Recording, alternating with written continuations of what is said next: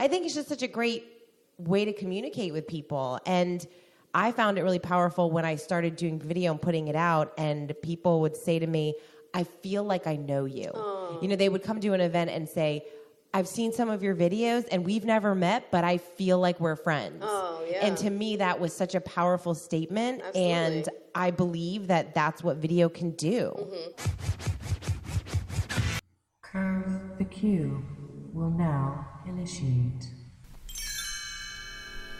Hey, welcome to episode 121 of Curve the Cube, where we talk to people, I talk to people, walking the walk, those dreamers who've become doers, or curvists, as I like to call them, since they curve their way around those obstacles and figure out how to get stuff done. And this episode features a lady who I am so not only happy, but also very, very proud to call a friend. Her name is Kate Volman, and if you are also a fan of my other podcast, Eggheads After Hours, then you have heard her voice before, giving all kinds of fantastic tips, or business bites, as she calls them, about how to propel your business forward. She is undeniably smart, strategic, and has figured out how to really craft a career with purpose. She holds an open forum every Tuesday at 11 a.m. on her Facebook page, Kate Volman, Facebook Live, and she interviews someone. She's had me on her show a couple of weeks ago. It was a lot of fun, and she just always is talking to someone super interesting. So tune into her Facebook page Tuesdays at 11.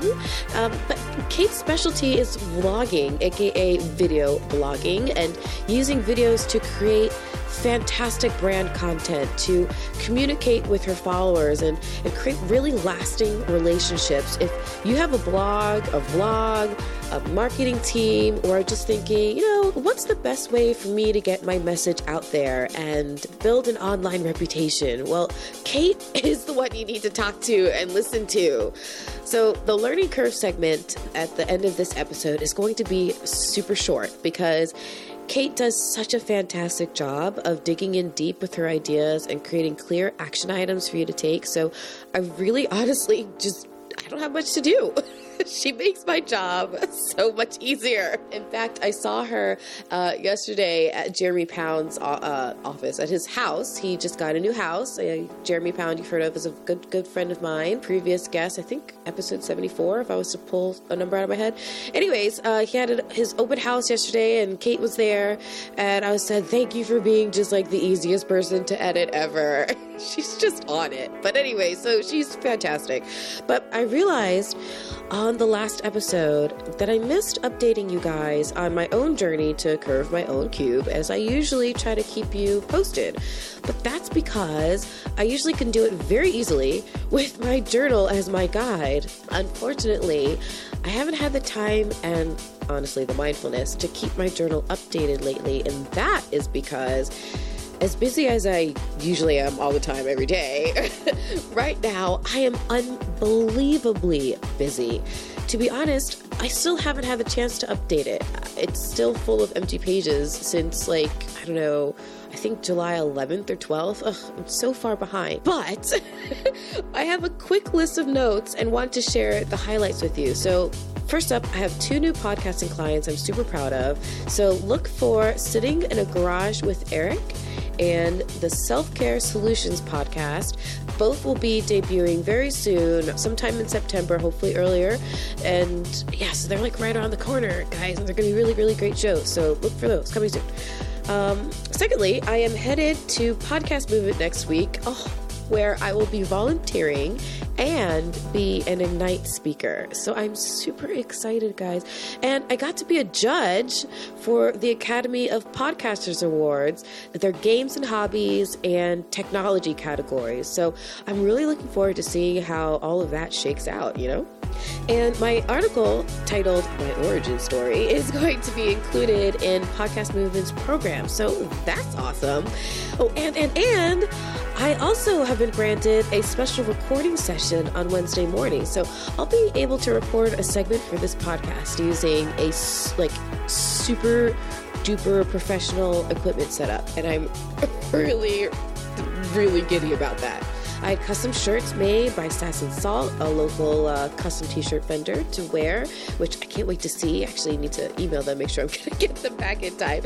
But they're designed to help me spread the word about the Florida Podcast Network, and I'm also very excited about that. And speaking of the Florida Podcast Network, that is what has been taking up so much of my time in Headspace. It's the big target project for the vision of my own career moving forward, and I'm super passionate about it and proud of it.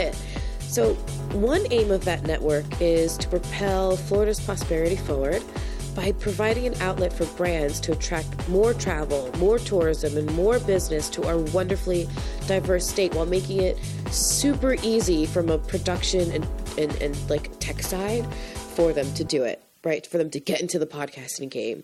And the other aim of the network is to support the burgeoning independent podcast scene growing right here in Florida. There are hundreds of podcasts. Trust me, I tried to find them all.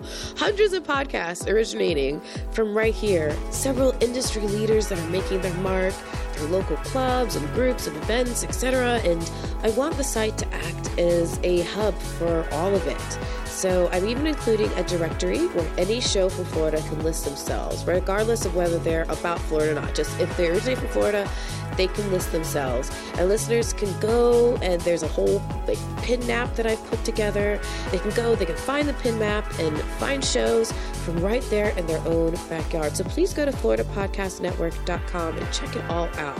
It's super exciting, and I really hope that it does well for the podcast industry down here. You can find the pin map right there on the homepage and discover other shows produced right around you. So it's not all about Curve the Cube. It's not all about Eggheads After Hours. It's about all of us. We're all in this podcasting game together. I'm really excited to help support and promote it. All right. Next thing on the list, super fast, my next episode will be my long-awaited birthday episode. This year, I will be interviewed by the great Scotty Fusion, who's one of my co-hosts on last year's episode, number 93. And my brother, Gerard, this year will be making an appearance as the co-host. I'm really excited about that. He has an awesome vlog, speaking of vlogs, that you should check out on YouTube called Barry's Musings. And that episode will be woven into a whole bunch of other podcast movement audio from the experience I'm going to have next week. So there will be a ton of great stuff to look forward to on that episode, which will be out, hopefully, if I get everything together, as scheduled on the 1st. So let's get on with my talk with Kate Volman. You are going to gain so much valuable information and see pretty quickly why I adore her so much. So please follow her on social media as Kate Volman, KateVolman. And with that, all I'll say is enjoy. All right, so I am very excited. This is a sit down, a long time coming. Yes, I am here with Kate Volman, who, for anybody who was paying attention a couple weeks ago, was gracious enough to have me on her Facebook Live show, and I had such a good time, Kate. Thank you again so much for having me. Oh my gosh, we have to do it again. It was so fun. It was super fun, Yeah. and you know, it really inspired me, even though, you know, I'm an audio girl, I'm not necessarily a video girl, but what I loved about it is, I mean, you really have figured video out. You've really learned how to like dig in and just exploit it for all it can be exploited for. I love it. I love it. Exploit video. I do love video. I don't know what it is. Yeah, but you do such a great job at it. So when did you, because I mean, as long as I've known you, you've been the vlogger, the video girl. So how did you decide to land on video as your business platform? You know, I actually, looking back, I started doing video such a long time ago when I was working at the chamber. I mean, it must have been like 15 years ago. Mm-hmm. It's crazy. And we were just talking about memories on Facebook, right? Yeah. So I have Facebook memories that pop up, and it's like a video from like 8 years ago from when I was at the chamber at a conference where I was letting people know what I was learning at the conference. Can't wait to come back and share all these great business tips. So I've always really loved video. Like even when the flip cam came out, I have friends that I've known for years, and if I haven't seen them in a while, they're like, "Do you still have your little pink flip cam?" Clearly there's no more flip cam, but they remember that about me. I do have it. But they remember that I used to go up and try to get like testimonials at chamber events and wanting to do, I wanted to have a show when I was at the chamber. I was trying to convince the president to do a show just talking about business tips and strategies. And in fact, I kind of kicked myself because I really wasn't consistent with it way back then. I just knew that I loved that platform. I loved video. Why? What is it about video that really excites you? I think, and I love live. Like live is my favorite, but I just love connecting with people that way. I think it's, for me, sitting down and writing is much harder. So I love the idea that you can press the record button and then basically have a conversation. It's with a camera, but I'm thinking of who my audience is, and I get excited because I have these conversations with people, and I think, oh my gosh, I want more people to know. I wish they all saw this conversation. And then it's really easy for me to just turn on that record button and have that and act like it gets a real person. Yeah. I think it's just such a great way to communicate with people. And I found it really powerful when I started doing video and putting it out, and people would say to me, I feel like I know you. They would come to an event and say, I've seen some of your videos and we've never met, but I feel like we're friends. And to me, that was such a powerful statement. Absolutely. And I believe that that's what video can do. And you know what I love about a good idea is when the person who has that good idea shares it with others, right? And you figured out how to not only use video in your business, but also as your business. So let's talk a little bit about the different ways that you use video as your business, and you help promote some other brands and help them figure out how to use video themselves. Yeah, that's my favorite thing. I love small businesses. I come from the chamber background, and then I worked at the community redevelopment agency in West Palm for a couple years. And even there, I started their YouTube strategy where I would go in to all the merchants and I would say, we're going to do a tip video. And I remember there was this cupcake shop down the street, and I always knew, like, we have to be different and unique and special. It can't just be a boring video. So I remember we would come up with like a unique way to portray their business. So instead of just, a cupcake recipe or something, I remember we did a how to create a cupcake stand for $5 or less. And it was an interesting video that actually got like a lot of views. Wow. And so that's what I love doing. I love looking at a business when they say to me, I have a boring business. What would I even talk about? And then diving in and showing them the unlimited opportunities, the unlimited way that you can communicate your brand and your message through video, whether it's through interviews or it's through little tips and things. Like, I just got done with a workshop last weekend, and I had a call with this woman today, and she called me and she said, I am just so excited. Like, I can't wait to get started. And I was so petrified to use video, but you made it seem like I could actually do it. Right. Like it was okay. And so that's what I love to do. I love working with small businesses and helping them figure out how they can kind of jump on this whole video bandwagon because it is so important. All the data is pointing towards, with content marketing, obviously that's huge. I mean, we call it content marketing. Really, it's marketing. Yeah. And people were blogging and writing, and now people are getting really used to consuming videos, and we're seeing more of that in the news feeds and from Facebook and obviously YouTube, and then Instagram's using it, Twitter, like everyone's kind of pushing video on their platforms. It's becoming bigger and bigger. And you mentioned that woman's own moment of kind of self-doubt of whether or not she should actually go ahead and go forward with it. But you don't strike me as the kind of person who wallows in self-doubt very much. So when did you and how did you know that you could put your faith and your energy and, your own personal time investment in video and knowing that this is something you could do and make your living off of and really propel yourself forward?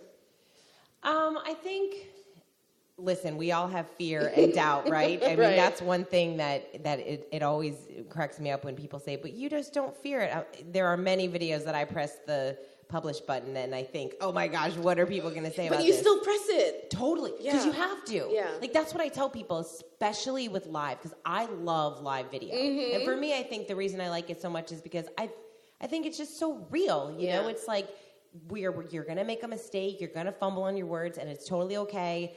And this woman actually said, I was so nervous, but she goes, I just feel like, you just have to do it. Like, you made us feel like you just do it and you get better. And so that's really what I find is that in anything in business, we have to start. Right. You do it. And then in looking back, everyone's thinking, your first podcast was probably, a Not mess, that great. right?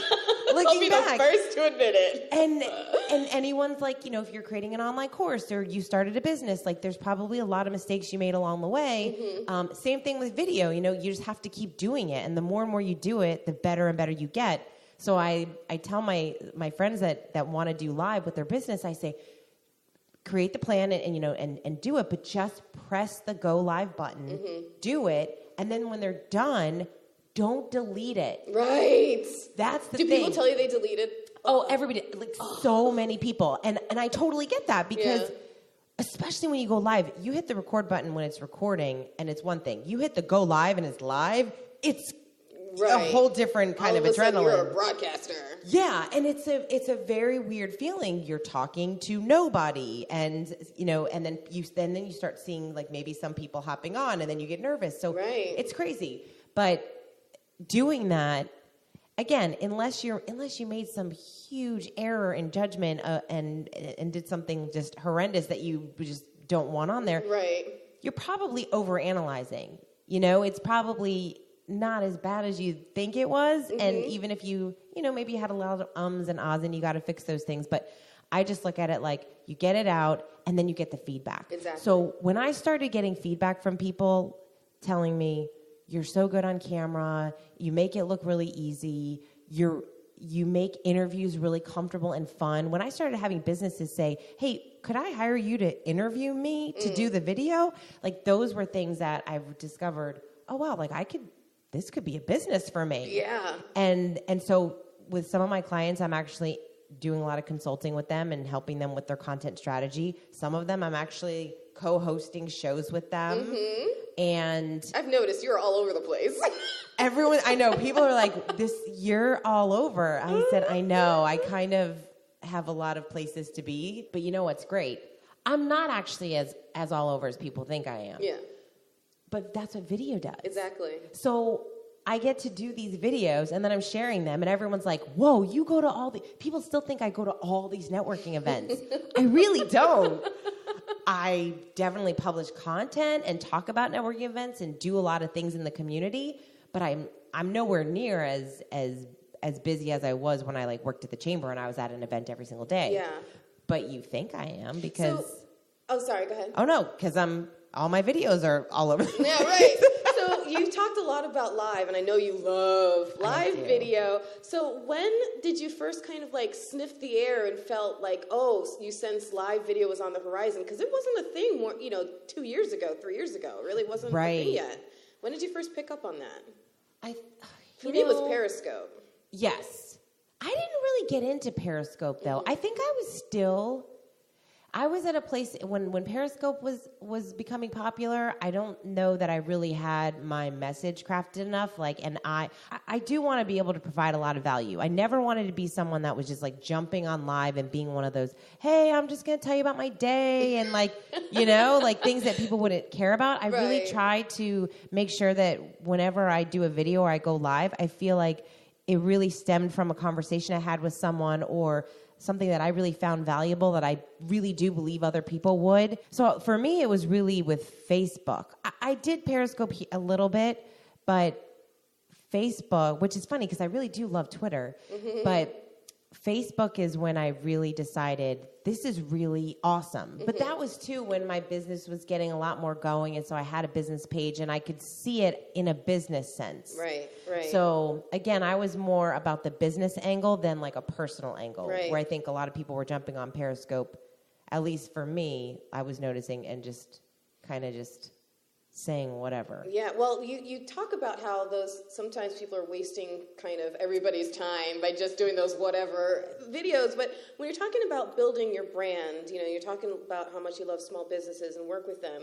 So a lot of my listeners are small business owners. A lot of them are creatives who are just trying to get their content out there, their thing, whatever it is out there. So how do you tie that up together and say, okay, here's how you do live. You mentioned like having basically a purpose behind the video instead of just hitting record. Yeah. You know, what advice do you give people on when they should hit record and go live and when they should kind of wait until they have something really Hold to on, say? people. You know, I think when I do my workshop, I actually set it up because I want people. So my workshop is on Saturday, and I say to them, you should be able to start to go live by Monday because you have stuff to share. So when people say, I don't even know what that looks like, the easiest thing to do is think about the top 5 to 10 questions you get asked all the time in your business. That's it. Those are your first 5 to 10 videos. You know, you get asked, how do I start a podcast? All the What's the best microphone? Yeah. Where do I, host it? You're living my life right now, Kate.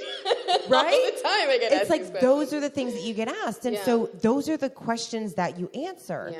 So put those things down. You have to think through, like, what do you want to be known for? What do you want your brand to be known for? Because that's another thing. You only have one, what's that saying? You only have one shot to make a first impression. Right. If somebody finds one of your videos and you're kind of flubbing around and you don't really have a purpose and people can't really tell what it is that you're about, they're probably not going to jump onto the next one that you do. That's true. Unless you already have that audience. And I'm not saying that you shouldn't go on and be you and have a personality. I'm all about that, but I just make sure that I want people to see my personality, but also I want them to get value out of the conversation. Which is so the reason why I knew you were the person who I needed to go to when I needed convincing to take down those first 8 episodes of Eggheads After Hours. Yes. I knew I didn't want someone to land on them and think that and get the wrong impression of what we were actually doing with that podcast. And I knew I need to talk to Kate. Kate's going to tell me what I need to hear right now. And it's okay to discard some content when it's not working for you. 100%. There are definitely videos that are out there that I have that I'm not necessarily super proud of, mostly because of the quality, not because of the content. So I'm okay with that. Like, the content's good, but the quality gets better, right? Because now I'm more comfortable. I use different cameras. My audio's gotten a lot better. I've learned about that as I've gone through things. And so while you're building an audience, you just have to be really respectful and recognize that there's so much content out there. Right. So you want people to find you, especially with a podcast or a series like that, like we've talked about. When someone finds the first one, I mean, there's definitely, I might listen to a second one just to see if it got any better. But what's a podcast? Right. Podcast, the audio needs to be stellar. Right. If the audio's not good. You don't want your listeners to feel like they're wasting their time. And with video, you don't want your viewers to feel like that. So with video, podcast, audio, number one, right?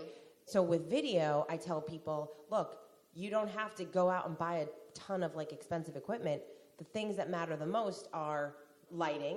So don't do a video in a dark room where it's I can't even see that person's eyes. Right. What's going on? Right. Audio needs to be, your audio needs to be good too. And then stability, and don't just use your phone with your hand and do a selfie the whole time. Right. So those are the 3 things that are the most important. And if you have those, then you can have a great video. So you can still use your iPhone. I mean, even if you don't have a microphone, I always recommend using a lav mic or something. But if you don't, and you're in a room that's not going to cause an echo, just having your phone and putting that and using your iPhone can give you a really great quality video. Right. So I was scanning a bunch of your videos, right? Oh. And one that I must confess I didn't click on yet. The major word is yet. But what caught my eye about it was in the thumbnail for it.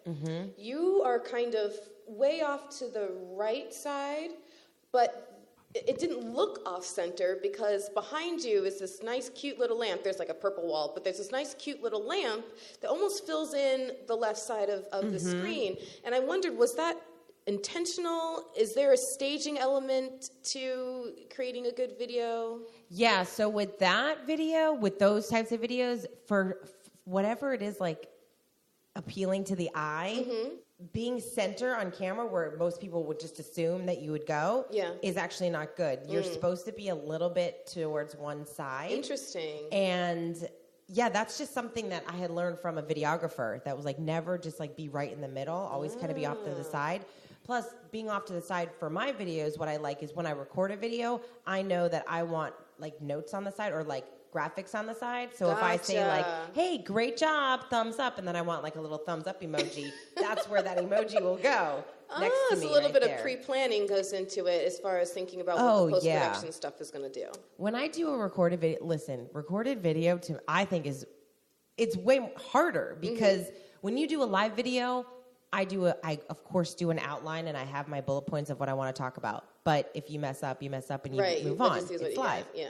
Recorded video, whole different ball game. I mean, you have to really like put some more time. Like I don't necessarily have like a full-on script because I don't use like a teleprompter or anything, but you can definitely get more picky with it. You know, I find myself, I think that's why I really like using live is because I'm just over analytical about every single thing. Like I could have said it better. I could have done this. I could have done that, which I look back and think about that when I look at my live videos, but like there's nothing you could do. Yeah. So all this stuff, all these different platforms, that's another conversation. You know, when I do my workshops, I'm really specifically focused on Facebook Live because that's one strategy.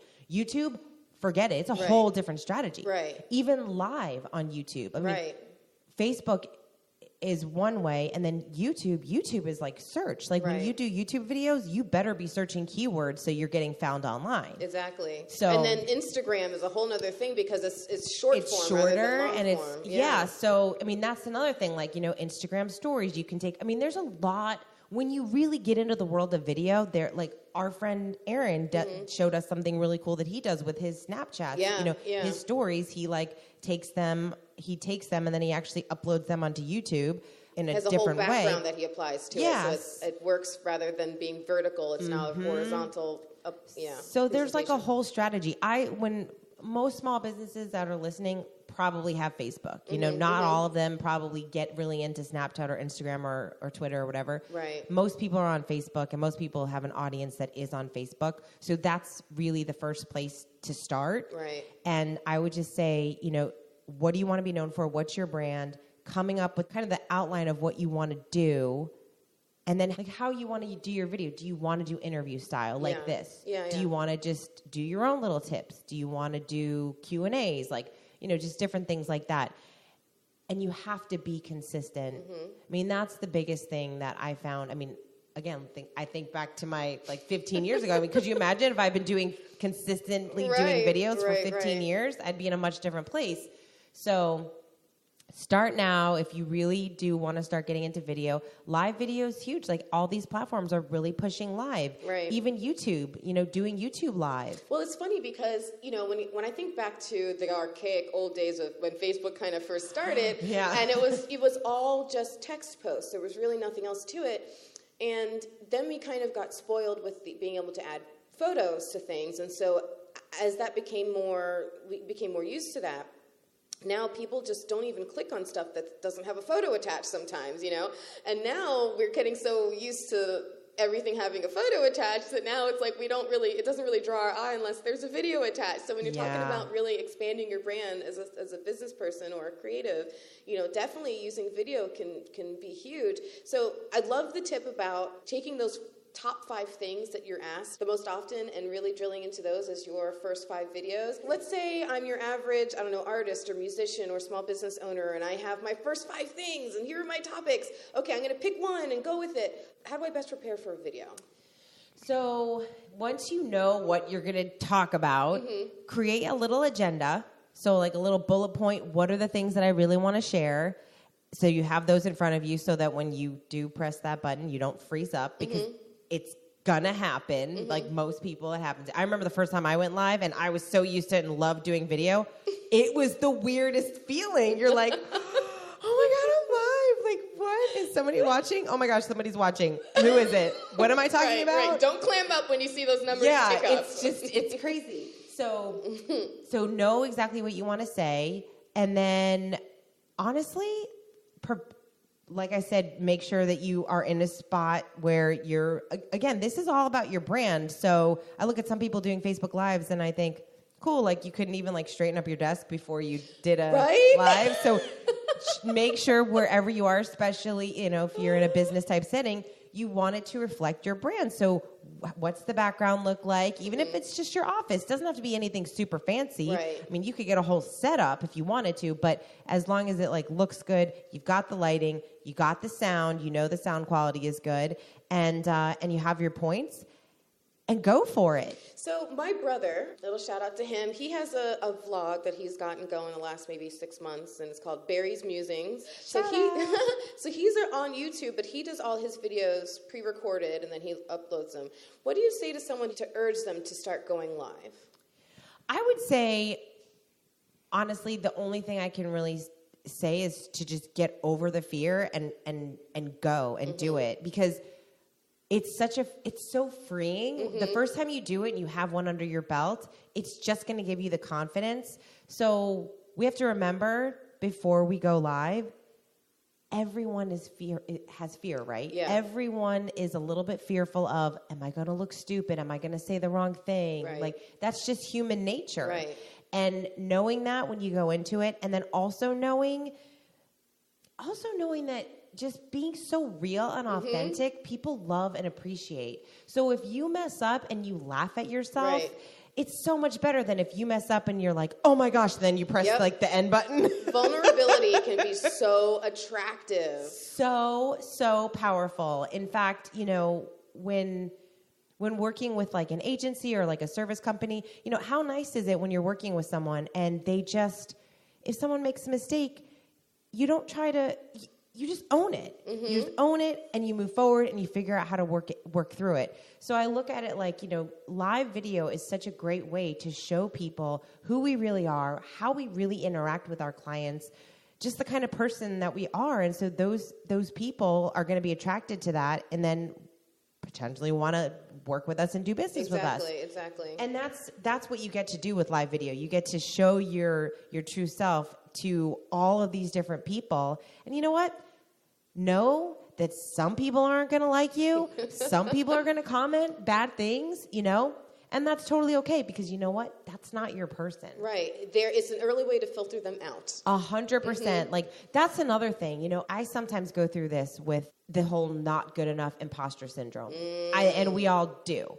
And we have to get over that, because the content that you want to share, it's going to resonate with someone. And so I always think about Kevin Kelly's 1,000 True Fans. Are you familiar? No. So Google 1,000 True Fans, Kevin Kelly. I heard about it from Seth Godin. It's in Tim Ferriss's book, Tools of Titans.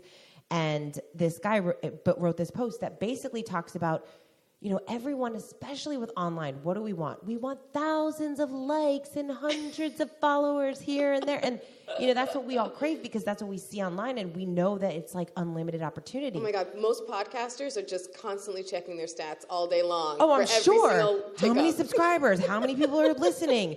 And same thing with videos. You know, that's what it's all about. Yeah. And I think we can become really consumed by that. Instead, why don't we think, especially when you're starting out, your small business, that's not going to happen unless you're spending money on advertising, and a lot of people don't want to do that. So when you're starting out, remember to find your 1,000 true fans. And that really meant, what he was talking about was, think about, you have a business and you found 1,000 people, just 1,000, who loved you so much that whatever you sold, they're buying. And let's say you sold something that was at least one time per year, all those fans bought something from you for $100. Right. That's a nice business. Absolutely. If you have a higher ticket item, guess what? You can have 500 true fans. Right. So that really helps kind of put things into perspective, and realizing, you know what? My content's not for everyone. Some people's not going to like it. Totally okay. I know exactly who I'm creating content for. That's another. Don't be afraid to get niche-y. Get super niche-y. Yeah. Honestly, that's my thing that I'm really working on now, is because I've worked with so many different kinds of small businesses. I'm really trying to hone in on like a niche, because oh yeah, we talked about that the other day. Yeah, that's like, I mean, it's so important in all these businesses. And I think people think, well, I'm limiting my opportunity. No, you're expanding your opportunity, because when you can create a video that makes someone say, oh my gosh, she's talking directly to me. Because I had been trying to figure out how to create a cupcake stand for under $5 for like 30 months. I mean, this has been my life's journey. But you're absolutely right. Right? I mean, it's kind of like, I always use the example of one of my favorites, Chris Brogan. So I'm a big fan of his, and I've been following him online for a while, and I actually had an opportunity to interview him for a GoDaddy thing that I did. And he sends out an email every Sunday. And you know how we all go through our emails sometimes and we're like, forget it, unsubscribe, unsubscribe. Yeah. Forget it. Like, I can't get any more emails in my inbox. And so you unsubscribe to everything. Well, and I do that. And by the way, fun tip, if people don't know, if you do want to unsubscribe, Unroll Me is a great service. Have you ever used it? No, I've never heard of it. Oh my gosh, you basically go in and you can just like unroll all the subscriptions and stuff. Good to know. Yeah, it's awesome. So clearly I do this every few months. And but the one I never delete is Chris Brogan. And the reason why is because I seriously look forward to getting his emails on Sunday morning. And when I read it, I'm like, how is he in my head? Right. Every single this is exactly what I'm thinking and going through. And he has a list of, 100,000. I mean, probably 100,000 plus, that he's found that think exactly like that. Right, exactly. But he knows his audience, and that's hugely important, especially because it's becoming so much harder to get your content found and seen and shared and all that. It's true, because there's so much content out there. So the listener's probably picking up that not only are you pretty smart when it comes to video, but you're also pretty smart when it comes to business. And so you share business tips on our other podcast, Eggheads After Hours, in your segment called Business Bites. So everybody, if you can't get enough of Kate, which you should never have to be able to get enough of Kate, tune into Eggheads After Hours. But I also say that because you also do stuff for like Entrepreneur, and you mentioned GoDaddy a minute ago. So how did those opportunities come into play to work with those larger brands? And so I have... Oh, this is my favorite topic because it really is, because I love that people just can create, right? We have to create our own opportunities. And so when people say to me, oh, well, how did GoDaddy find you? Or how did Entrepreneur find you? I'm like, no. Like, right. I made these opportunities happen. And so I knew that I really wanted to do more video content. And I also know that, of course, I can create my own videos and share them, but it's much more powerful to be on a platform that already has an audience of my same audience. So I started looking at different organizations that I thought I could partner with, and GoDaddy was one of them because they have a site, a little blog for small businesses. Like, they really have a heart to serve the small business community. And so I was like, I want to do videos for you. And so I knew that the guy was speaking at a conference. So what I did was and it was down here locally. So I reached out to the person running the conference, who actually happens to be a friend of mine, and I said, let me do a free video for you. Why don't I come and I'll interview some of the speakers. I'll get some video testimonials, and I'll create this really quick little video testimonial that you can use next year, and I'm just going to do it for you for free because I'm going to be there anyway. So I was like, what did I need to do? I needed to have access to the speakers. So I met the editor-in-chief of GoDaddy at the time, and we totally hit it off. Awesome. And I said to him, I want to do videos for you. And he said, yeah, whatever. But we kept talking, and we ended up, hanging out that night. And no joke, it was getting really late. And I said, we need to do a video. You and I need to do a video together so you can bring it back to your team and show them, like, we need to start creating video content. And so it was like 12 o'clock at night. I don't recommend listeners do this, but like, this is what I did. I said, we have to do, I said, why don't we meet in the morning and we'll do the video? And he said, okay. And I go, you know what? That's not going to happen. You're not going to wake up. Right. It's not happening. We're doing it right now. Good for you. So I go, I'm going to go get my video equipment. So I went and got my video equipment, and again, this is not what I wouldn't recommend doing this. I went to his hotel, and yeah. I mean, strictly business people. I mean, a clean business. And so you won't be hosting a How to Protect Yourself as a Woman workshop anytime. No. Definitely so many issues and things wrong with this whole scenario that I'm laying out. So I should probably like change some of the details for the story. But that's really what happened. I was like so committed to making this happen. And so we ended up doing this video, and I mean, he thought I was nuts. And but we did this video, and then I was like stalking him afterwards because I was like, oh my gosh, like what's happening?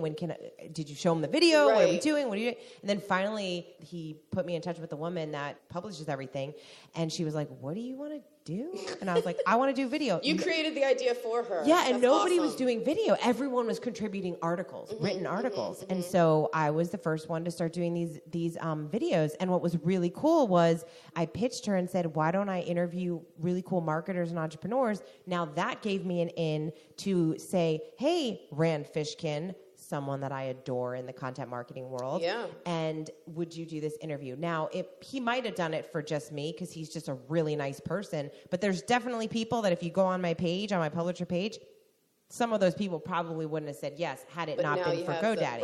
Right. So those were just really good opportunities for me. In fact, one of them turned into a client, which was really fun. Awesome. But again, he turned into a client because I interviewed him for the GoDaddy article, and then I said, oh my God, I love him, and I want to do...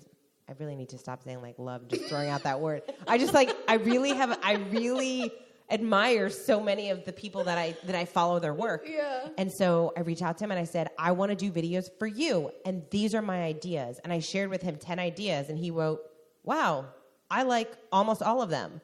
And so then we had started this conversation, and I ended up doing a project with him last year. So I say this because it's almost like, you know, same thing with entrepreneur.com. I was trying to get into their network forever. Yeah. And then I found that the editor was speaking at an event. I went down to the event, and I scheduled an video interview with her.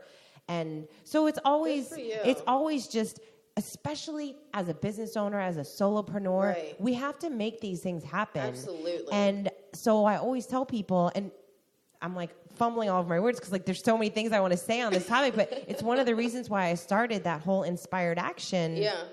That I did this 30-day challenge called Inspired Action because I was getting so frustrated running this mastermind group of women, and everyone was like super, super excited because we would have this great mastermind, and people were like, I'm going to do this, and I'm going to do this, and I have all these goals.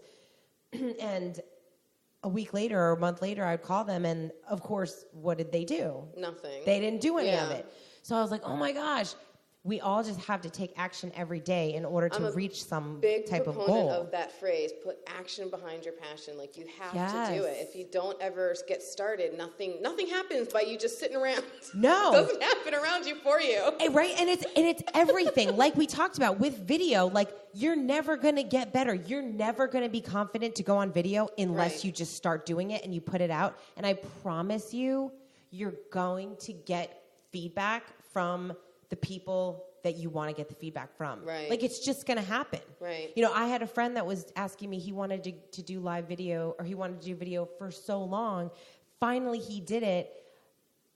And he only did it to his team. And that was a big piece for him. Like, he felt like his team was being really disconnected. They were growing very rapidly. He had a big team, and he couldn't really do one-on-ones anymore as much as he used to. He put out a video. The video wasn't even great. Like, I mean, it was like, I was like, you couldn't even like angle it the right way. Right. Like, but I didn't say that to him because I was just so proud that he did the video. And he sent me like streams of his employees that were like, man, this was amazing. This was awesome. Thanks, buddy. So glad that you sent us this. Fantastic. And you know what? Now I can't get him off live. I believe like, you. He's on live. Like, I mean, every other day I'm like, yes, Adam, I saw you. Like, but I love it. Like, he's amazing. You know, he's doing some really cool things with his business now, not just like within the his own employees.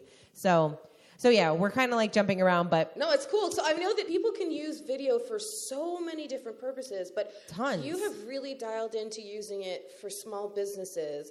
So I want to give you a chance to talk about why small business. I know you were involved with the chamber early on. Why does that jazz you up so much? You know, I feel like I just have this, I tell people in the chamber business, if you're in the chamber business for more than a couple years, it's just in your blood because it's a tough industry to be in because, it's a nonprofit and it's not like you're making a ton of money doing it. And it's very taxing. You have to be at a lot of events. You have to do a lot of things in the community. But that was my second job out of college, and I was there for 8 years. And I met the coolest people. And I fell in love with entrepreneurship. I just felt like, I still remember one woman walking in. She was this shy woman, and she had this like art gallery idea, and she was like a painter. And I was like, I didn't really know that much about business at the time. I was like, young, in my 20s, fledgling. Yeah, I'm like, only a couple years older now, but no. But man, if only that was on video, that was pretty good. Yeah, right. But I remember like 10 years went by, and she's this like confident businesswoman with a thriving business, and she came to the chamber just like, I have a business, and I need to join the chamber and network with people. She like grew this huge network. Wow. She became an ambassador, and she was like doing all these things in the community, and that really enhanced her business. I have a love of community, and I'm hugely passionate about the whole, buy local and like keeping things local. And I just feel like small business owners, they are so passionate, right? You have to be. It is not easy to have a business. And if you're doing it, like, you love it, you believe in your work, you believe in your message 100%. And I love people that are passionate about what they do. And business owners have that. You have to be. And so they always like want to be better. They're always like out looking for opportunities. And so that to me is something that those people really speak to me too, because I love getting that aha light bulb moment from them. Yeah. Like when I do those mastermind every month for the Women's Foundation, and these women we're at the table, and I share with them like a resource or something that they're like, oh my gosh, I didn't even think of that. That's like, that just makes my whole universe. Like, absolutely, I imagine. Like when I got an email from a guy that took the workshop I did on Saturday. I got an email from him, and he said, I wasn't sure about the workshop. I walked away. I'm so impressed with the content that I learned. I drove 3 hours to get to the workshop. It was worth every single mile. I would do it again. Wow. And I was like, I got like chills. Yeah. I was like, hey, I didn't know he drove 3 hours. Yeah. But getting stuff like that is like that's just my world. Like, I love it. Like when I'm like, I tell my friends, I'm like, it's my happy place. Like being in a workshop setting, like with small businesses that are just like brainstorming ideas about what they can do with their business and how they can be creative and how they can grow. Like that to me is just like, that's like where I want to be. And I just love it. And so I really attribute a lot of that to my days at the chamber and, putting me in touch with so many different types of businesses, so many different business leaders. I dealt with the small business owner like that woman I told you about who just came in not knowing anything. She just formed her LLC, like didn't know anything about business, to working with CEOs of companies that are huge, that are so successful, and learning that those people in the community, they really have a heart for the community. They give back. I learned about philanthropy. I learned about just nonprofit organizations, the importance of giving back to the community and figuring out how you're going to create like a social good component in a company. Right on. And so I feel like I just had like all these different forms of businesses in front of me, from the nonprofit to these like corporate guys that I would be like nervous to sit at a boardroom table. But I look back and think I learned so much from them. And so I learned about relationships and networking and how important that is. I still have people from like 15 years ago that I met. That one of my biggest clients right now, I met her 17 years ago at the chamber, and she hired me. Well, one of my clients I met because she was my 4th grade teacher. So. Oh my gosh, that's... Hey. True story. There you go. True story. That I can't say, but... Well, oh my gosh, Kate, let me tell you, talking to you has been such fun. You have to promise me this. Are you ready? I'm ready. you'll come back. Oh my gosh, only if you come back on my show. Absolutely. All right, well, thank you we dug into so much stuff. I know. Videos and business and philanthropy and networking, and you are a shining star, and I thank you every day for your contributions to our community down here in South Florida and the businesses here and all your clients. So thank you so much. Well, thank you. Tell people sorry. Oh, no. You're about to talk about me. I mean, you are amazing. No. Let me get out wait, did you give me notes that you wanted me to say? This is the script. Jemmy is gorgeous, talented, beautiful, funny. And here's your $50. No, you really are awesome, and I'm so appreciative, and I'm so proud of you for everything that you're doing. You. Not only for thank you for inviting me to be on your show, but also to be involved in your Egghead After Hours podcast. Absolutely. But it's so fun watching you, because when we first met, you were, sitting at this desk and you were telling me about all the stuff that you wanted to do. And I hear that from so many people. Yeah. I hear, I'm so passionate about this and I want to start a podcast. And I hear that from so many. Very few do it, take action, and make it happen. Yeah. And you have so much going on. You have all these different projects, and you have a son, and so I'm just so impressed with just your being you're persevering, and you're just taking action every day, and you're doing it and making it happen. And I'm loving that you're getting so niche. I'm so proud of you for that. Thank you. And it's really fun because now I'm able to refer business to you because you are niche, and I'm happy to do so because I'm very comfortable with this. This is the podcast girl. She knows what's up. All right. I'm pulling that. And I'm attaching big speakers to the back of my car, and I'm just going to drive around town and just play those everybody, here's a message. No, seriously, thank you so much, Kate, for being on. And you're one of the people I'm so happy that I've met in the last couple of years. I'm just so excited that you're in my life, and I can't wait to see what else we put our heads together and do. So thank you so much, Ditto. Kate. We're high-fiving. You can't see, but we just did. We just did. Thanks, Kate. Thank you. Welcome to the learning curve. All right, so as promised, learning curve is going to be super quick, super fast. Going to run right through it. It's going to be 3 quick action items from my conversation with Kate. All right, number 1, right now, immediately, as soon as you're done listening to this, or right now as I'm talking, I don't care. Right now, write down the 5 questions you get asked the most about what you do. So quick brainstorm session, write down those 5 things. Those will be your first 5 videos. All right, number 2, look back through your old content with a critical yet forgiving eye. If there is stuff back there that will hurt you more than help you if people find it, please, please, please, because it can give such a bad impression of your capabilities now, please get rid of it, right? Be forgiving, though, and hold on to that stuff that others won't think is as bad as you think it is. I mean, remember, you're probably your own worst critic, but those items that really are just that bad, just send them straight to the chopping block. All right, and number 3, be brave and proactive in making your opportunities happen. I mean, Kate is a shining star example of that, and was so brave and honest and awesome in sharing her story about going to the guy's hotel. Oh my gosh. So today, do a search for upcoming events in your area that might allow you the chance to rub shoulders with groups you want to be involved in. Or better yet, look for where any of your big fish targets you want to reel in are going to be. If it's right in your backyard, even better. But if you can be strategic and smart in your approach, it could also be worth the quick trip to make it happen. Be bold, not annoying or stalkery, but bold. Propose projects to them that you want to do for their brand. Have samples prepped and ready. Most importantly, just get off your butt and make a move. So today, start with searching for the what, where, and when for the who you are targeting. And that's today's learning curve.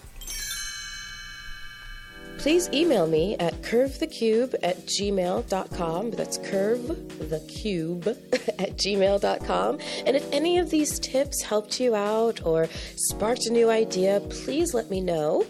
follow me, my message, and my guest updates everywhere as Curve the Cube, and please share your own journey. I love hearing from all of you. In fact, I'll leave you now with some thoughts from my friend and former guest, young DJ Alex Arietti. He kills it on the ones and twos, sharing his thoughts on a previous topic, whether turning your passion into a career makes it feel like a job. Hey Curve the Cube, it's Alex Arietti. To me, my DJing and music production career does not feel like a job because of how much I really enjoy it. I don't even think about this career as a chore. For me, music is like water. I can't live without water nor music. It's just in me. One time, I haven't worked on music for 2 weeks, and I felt like I was choking up inside. I've tried many different sports, and none worked for me. But once I discovered a passion for music, I was dedicated to continue the dream. Music is fun and exciting, and it's so easy for me to find an inspiration. Also, I would like to give one big shout out to the Curve the Cube fans. You have successfully curved the cube. I feel like I should sing a little song. Oh, we'll be attaching that to the end. Shit. Oh, are you recording already? Didn't know that. I really wouldn't care.